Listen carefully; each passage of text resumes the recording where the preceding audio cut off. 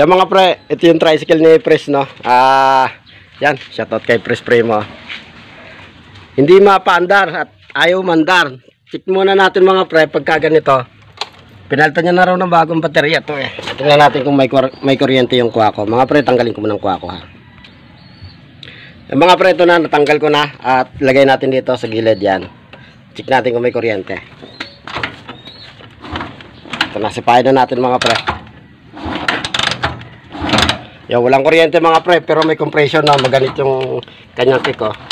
Okay, tanggalin natin yung puwa at tangke mga pre. Tingnan natin kung alin piyesa ang may problema. Yan mga pre, nakalas natin yung puwa at tangke. At eto, chichik muna natin yung galing dito sa ano, sa ignition coil. Tingnan natin kung maglalabas ng kuryente kapag kinikik natin. Ito mga pre, ito, hugutin na natin to. Itong wire na to, ito yung galing CDI. Black na may lining na yellow. Okay, tapos ano na natin sa bakal. Dito sa ilalim. Kita ba? Yan. Tapos susin natin habang kinikik natin. Pagtitira na lang ng pagkain. Nakakambi ba? Ito lang neutral. Minsan wala na kanya. Mga pre, kick na. Ayun, wala. Okay, pag wala mga pre, rekta na tayo sa stator. Yan yung wire galing ano, CDI. Ito mga pre, ito yung wire na papuntang ano ng stator. Tanggalin natin dito. Alasin natin dito sa kanyang clip. Yan. Tapos yung black na may lining na red. Suksukan natin ng wire to mga pre at test natin kung maglalabas ba siya ng kuryente. Pag hindi naglabas mga pre ng kuryente itong black na may lining na red, ibig sabihin may problema yung kanyang primary. Sira na. Ayan o. Lagyan natin ng wire para masubukan natin. Anong butang ko? Yan mga pre, suksukan natin ng wire para malaman natin. Ito. Itong black na may lining na red, lagyan natin.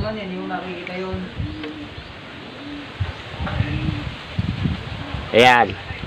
Pag nalagyan natin mga pre ng ano, ng wire, kick natin habang ikinikis-kis natin. Kahit hindi na nakasusi yung mga pre kasi rekta na to. Dito. Ayan. Tingnan natin kung may kuryente.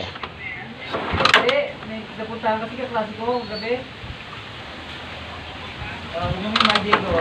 Naka, wala. Ayan. Mga pre, positive, walang kuryente. Ayan, walang kuryente.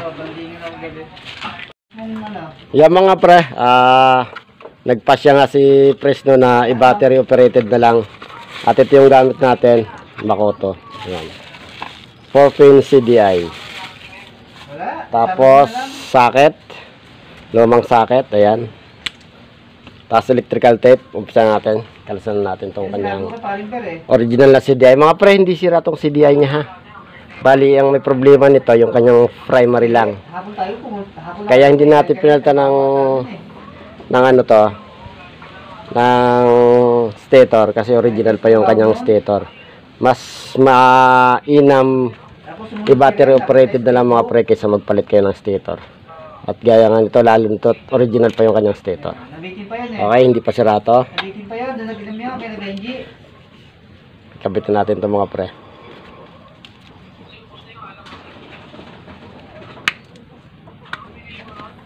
Ito mga pre, ito yung pesto ng ating CDI na. Marami na naman tayong vlog nito.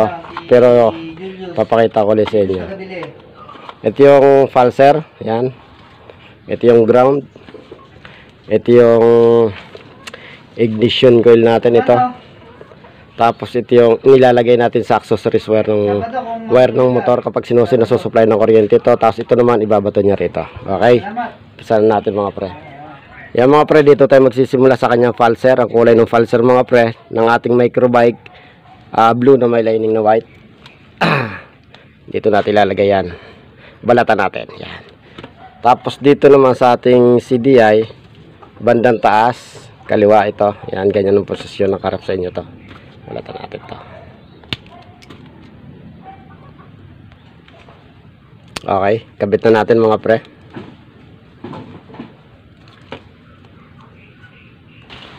Ito na mga pre, sa CDI natin to. Okay, gawing taas, kaliwa, tapos nilagay natin sa blue na may lining na white. Ito yung pulser ng ating stator mga pre. Next natin mga pre, ito.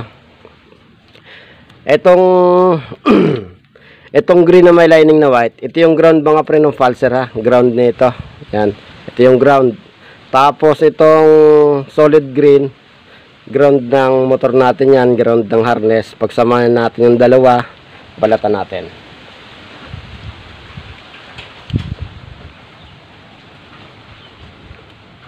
Ayan. Next natin mga pre sa CDI, bandang baba.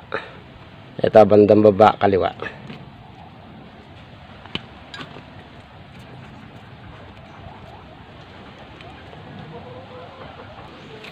Yan mga pre, naikabit na natin sa ating CDI, bandang baba, kaliwa. Nilagay natin sa blue na may lining na white at saka solid, blue. Nilagay natin sa green na may lining na white at solid green yan. Okay, next natin, itong itong black na may lining na yellow. Ito yung ignition coil natin. Yan. Saan ba nakalagay yung ignition coil natin mga pre? Ito yung ignition coil natin. Oh. Ayan. Kabitan natin to. Yan mga pre, ayan, nagpalit tayo ng wire. Ito yung mga wire kanina, no? Marupok na. Kaya pinalitan natin.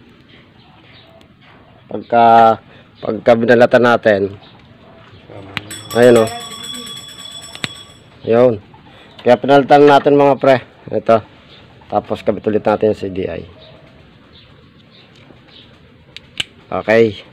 Yan mga pre, itong bandang kanan taas, ilagay natin ha dito sa binalatan natin na black na may lining na yellow. Ito yung ating ignition coil. Ito. Ayan. Papuntang spark plug.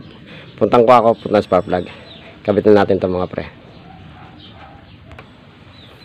Ito na mga pre, kabitan natin bandang taas, kanan. Kinabit natin sa black na may lining na yellow yung ating ignition coil. Next mga pre, ito. Dito na natin ilagay ha. Ito yung primary natin, black na may lining na red. Dito na natin siya ilagay at dito na lang tayo sa baba mamaya mag-adjust. Okay, balatan yan. Ito na mga pre, yan, bandang baba, nilagay natin dito. Ito yung papuntang accessories wire natin, no? Siya yung ilalagay natin sa accessories wire, tapos nilagay natin dito sa primary. Yan, ito mga pre, tanggalin natin to. At dudugtong natin ng wire at ilagay natin sa forum block. Bali mga pre, ang accessories wire nito no, forum block. Yan. Ayan o. Lagyan natin at ilagay natin. Yan mga pre, ito na. Nakita nyo ito yung primary no. Ito yung nandito sa CDI natin. Ayan o. Nilagay ko na sa sa accessories wire. Ibig sabihin kapag sinusiyan mo tong porong na to, porong block, magkakaroon ng supply na kuryente ito. Pati itong CDI magkakaroon na ng power. Ngayon, subukan na natin. Tingnan natin kung may kuryente na. Let's go! Yan mga pre, nandito sa loob ng sidecar, putulan muna natin to. Yung kanyang dulo na ignition. Putulan! Ayun, naputulan natin mga pre. Tingnan natin kung may kuryente na. Susi mo press. Okay. Yun mga pre, kung nakikita nyo, lock sa kuryente. Oh.